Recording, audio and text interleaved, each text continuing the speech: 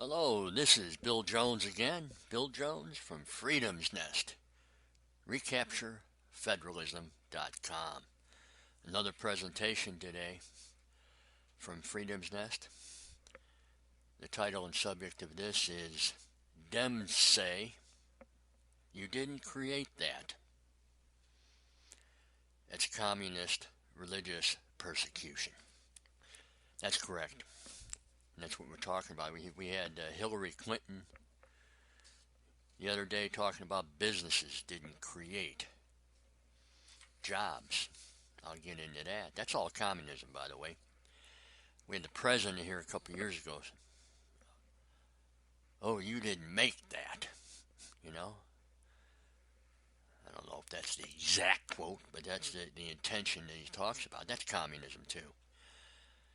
Before I go any farther, of course, I have to say, I, William R. Jones, do solemnly swear that I will support and defend the Constitution of the United States against all enemies, foreign and domestic, and that I will bear true faith and allegiance to the same. So help me God. And as I say every time after I say the oath, first time I took the oath is when I joined the Navy in 1965. The enemy then, as it is now, foreign and domestic, communism. Now, getting back to this, how is this religious persecution? Well, I'll tell you, communism is a religion, and it wants to be and is, or they believe and state that it is the supreme religion, because all other religions under communism need to disappear. And of course, if you're a Christian like I am, a Lutheran Christian, there's a problem with that. Because I happen to believe that, and I have a right to believe that. It's my religious freedom to believe that. Lutheranism is a Catholic-based, and that's a small c, it's Catholic faith. It's based upon 3 creeds, and I'm going to talk about 2 of them right now.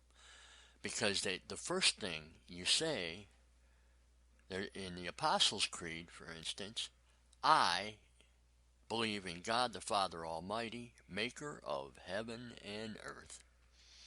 Okay, that's the one creed. Then there's the Nicene Creed. Gets a little deeper. I believe in one God, the Father Almighty, maker of heaven and earth, and all things visible and invisible.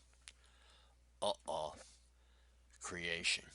And this is where the problem with atheists and communists have. If you're going to be the supreme religion, you've got to get rid of God. And the only way to get rid of God is to get rid of creation and the idea of creation. Because if there's a God, the state, you can't convince me that the state is greater than God, because I know better than that. That's not what I believe. So to oppress me, they have to get rid of my beliefs of creation. So when Hillary says corporations, company, individuals don't create jobs, that makes the assumption that we're already a communist state. You see? Because I'm a Christian and I believe everything comes from God. He created it originally, and everything is based off creation, including private property. And this is where the problem comes in with this creation stuff. Everything comes from God. And that's what I believe. You don't have to believe anything. Obviously, the communists don't believe that.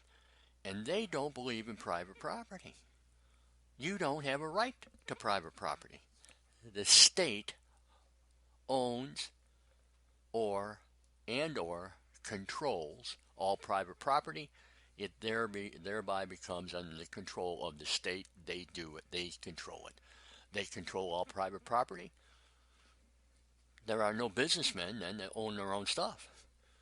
Whatever they have, whatever investment money they have, belongs to the state. And that's where we've gotten to with this idea with bank accounts and nationalized all the banks, got rid of the state banks. That's pure communism. I can show you in the Communist I have in the past, showed it in the Communist Manifesto, the elimination of state banks and having just federal banks and federal money. And that's where we have it, isn't it, with the Federal Reserve. The money comes from the Treasury, electronically now, goes in to the Federal Reserve. And what is the Federal Reserve? The Federal Reserve is an association. It's a national association of national banks now. FDIC. It's all controlled by the feds. And they have mandated that banks, when you move $10,000 or more, they have mandated you have to tell them, because they control all private property.